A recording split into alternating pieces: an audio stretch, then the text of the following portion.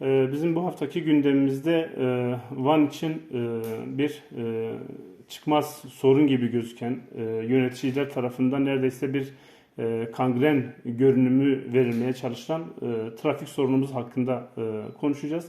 Bizim aslında trafik sorunumuzun çözülemeyecek bir sorun olmadığını, irade sahibi, çözüm sahibi, proje sahibi bir partinin başa gelmesi durumunda bir yıl içerisinde trafik sorunumuzu %80-90 oranında çözebilecek bir sorundur aslında bizim trafik sorunumuz. Bizler Hüdapar olarak yapmış olduğumuz çalışmalarda birçok çözüm önerisi hazırladık ve inşallah eğer belediyede Hüdapar'ın kazanması durumunda da bizler bu projelerimizi kısa vadede ve orta vadede olmak üzere 5 yıllık süreç içerisinde tamamlayıp halkımızın hizmetine sunacağız ve Van'ın inşallah trafik sorununu temelden ve kalıcı bir şekilde çözmüş olacağız. Bizim bu çözüm önerilerimiz nelerdir? Bunu sadece biz yapacağız demiyoruz. Yöneticileri de bu konuda sorumluluk alması anlamında. Yani bizim amacımız illa biz gelelim biz yapalım değil. Fakat başta kayyum da olsa, seçimi kazanacak olan belediye veya parti hangisi olursa olsun bu çözüm önerilerini kendilerinin önüne bırakıyoruz. Şimdi değerli arkadaşlar, bizim öncelikle Edremit'ten başlayıp üniversiteye kadar devam eden bir İpek yolumuz var. Ta Eriş'e kadar devam edip gidiyor. Edremit'ten başlayıp üniversiteye kadar gidecek bir raylı sistemi biz projelendireceğiz. Yani bunu ilk yılımızda Allah'ın izniyle projelendirip Edremit'le üniversite arasında doğrudan bir raylı sistem oluşturacağız. Bunun avantajı ne olacak? Bu yol üzerinde oluşturacağı birçok durak ile hem Edremit'le Van arası gidiş gelişlerde çok ciddi bir rahatlama sağlayacak, hem de öğrencilerin üniversiteye ulaşımı açısından çok büyük bir rahatlık oluşturacak. Çünkü üniversite öğrencilerimiz Beşyol Meydanı'nda çoğu kez gördük, sıralar halinde birikip minibüslerle veya otobüslerle gitmek zorunda kalıyor ve kışın özellikle sabah erken saatlerinde sıra beklemek zorunda kalıyorlar. Bu yol bizim İskele Caddesi, yani eski karayolları, şu andaki Emniyet Müdürlüğü kavşağından da 5 yola bir bağlantı oluşturacağız. 5 yoldan da yine buraya bir raylı sistem oluşturarak üniversiteye kadar İpek yolu üzerinde bir raylı sistem oluşturulması lazım. Bu Van için olmazsa olmazdır. Bir diğer husus şehir içi planlama ile ilgili olarak. Şimdi bizim şehir içimizde İskele Caddemiz var. Sırkaya Caddemiz var. Kazım Karabekir Caddesi. Yani bizim deyişimizde Maraş Caddemiz var. İkincistan ve Şabaniye Caddemiz var. Bunlar nedir? Bunlar birbirlerine paralel olarak İpek yoluna bağlanıp 5 yolun Cumhuriyet Caddesi'ne kadar uzanan yollarımızdır. Çevre yolu tamamlandığında bunlar çevre yoluyla bağlantıları muhakkak yapılacaktır. Buraların şimdi temel sorunumuz ne bizim? Trafiğin buralarda sıkışmışlığıdır. O zaman bu sıkışmışlığı aşmak adına trafiğin temel kilit noktaları olan, ışıkların yoğun bir şekilde insanların trafikte beklediği noktalara bizim köprülü alt geçitler yapmamız gerekiyor. İskele Caddesi'nde bizim bir Altaylı Caddesi ile İskele Caddesi'ni birbirine bağlantılandıran ışıklar var. Burada bir alt geçit yapılması lazım.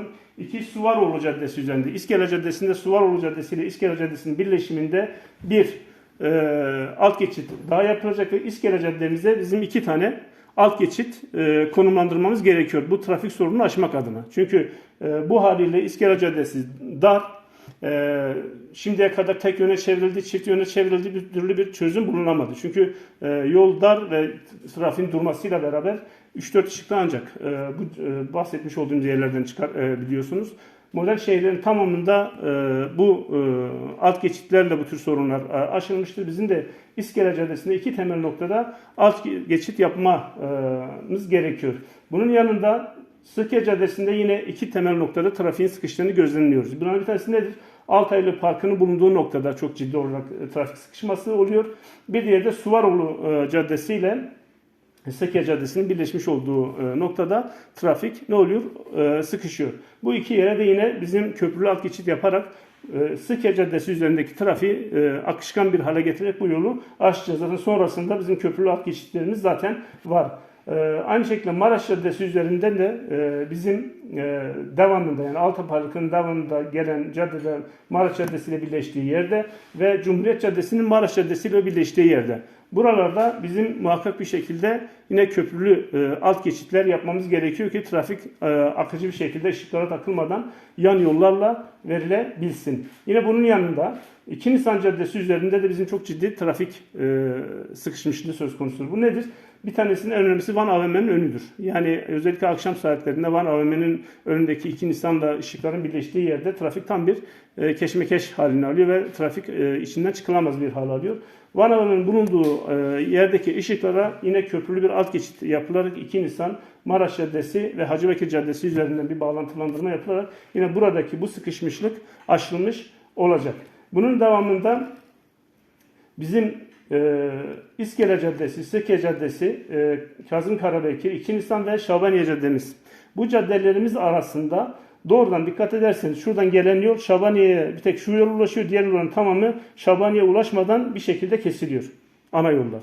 Bizim bu alt geçitlerle konumlandırmış olduğumuz yerlerde İskele Caddesi'nden Şabaniye Caddesi'ne gidecek olan kişi Cumhuriyet Caddesi'ni kullanmaksızın doğrudan bu alt geçitlerden geçerek doğrudan Şabaniye Caddesi'ne ulaşacak şekilde, yani şu yolların devamını da getireceğiz. Demek istediğim şu, şuradan itibaren yol kesiliyor, Şabaniye artık geçiş yok. Buradan bu yolun devamını genişleterek Şabaniye ile birleştirilmesi lazım. 3 ayrı noktada bizler bu birleştirmeyi yapmak durumundayız. Bunu yaptıktan sonra da alt geçitler de aynı güzergahlar üzerinden verildiğinden dolayı bir 5 yol üzerinde bulunan bir kişi Edremit'e gidecekse örneğin 4 tane farklı alternatif olacak. İsterse doğrudan İskele Caddesi'ne inip İpek yoluna inebilecek. İstiyorsa bağlantılı yollarla Şabaniye inip buradan gidebilecek. İstiyorsa da yine Maraş ve Seke caddelerini çok rahat bir şekilde kullanabilecek. Yani bizim buradaki amacımız trafiğin yoğunlaşmış olduğu, kilitlenmenin meydana gelmiş olduğu yerlerde bu alt geçitleri yaparak trafiğin hızlı bir şekilde akışını sağlamaktır. Dolayısıyla eğer yöneticilerimiz bu işi yapmak isterlerse yapılacak şey aslında çok basittir. Çok pahalı bir yolda değildir bu. Yapılan sadece israfların önüne geçilse ve Van için sadece bir yıl için evet bunlar yapıldığında yapılacak süreç içerisinde yolun yapımından kaynaklı olarak biraz sıkıntı çekeceğiz. Bu muhakkaktır. Ama bunu göze almak zorundayız. Bunların şimdiye kadar peyderpey yapılmış olması gerekiyordu. Bizim o acı şurubu içmemiz gerekiyor. Yani işte biz daha önce yöneticilere söylediğimizde mesela Van AVM'nin önüyle ilgili olarak işte trafik kilitlenecek, insanlar rahatsız olacak. Evet, rahatsız olacağız. Ama bizim başka da bir çözümümüz yok. Yani bir yıl sıkıntı çekelim ama bu yolları aşalım. En az 50 yıllık, 100 yıllık trafik problemimizi çözmüş olalım. Biz Hüdapar olarak dediğimiz gibi yani inşallah belediyeyi kazanmamız durumunda bunları uygulamasını yapacağız. Bu olmaması durumunda bir de projelerimizi yöneticilerle paylaşıyoruz. Bunların yapımı noktasında kendilerinden yardım istiyoruz ve biz bu konuda da adım atacak hangi iktidar olursa olsun, hangi belediye, hangi parti olursa olsun da destekleyeceğimizi de buradan ilan ediyoruz. Bizim derdimiz Van'dır. Bizim derdimiz üzüm yemektir. Bağcıyla bizim işimiz yok. Kim yaparsa yapsın. Ben Sayın Valimize de söyledim. Şu projeleri gerçekleştirin, Van'da kahraman olursunuz dedim. Aynısını söylüyorum. Şu projeleri gerçekleştirsinler, Van'da kahraman olsunlar.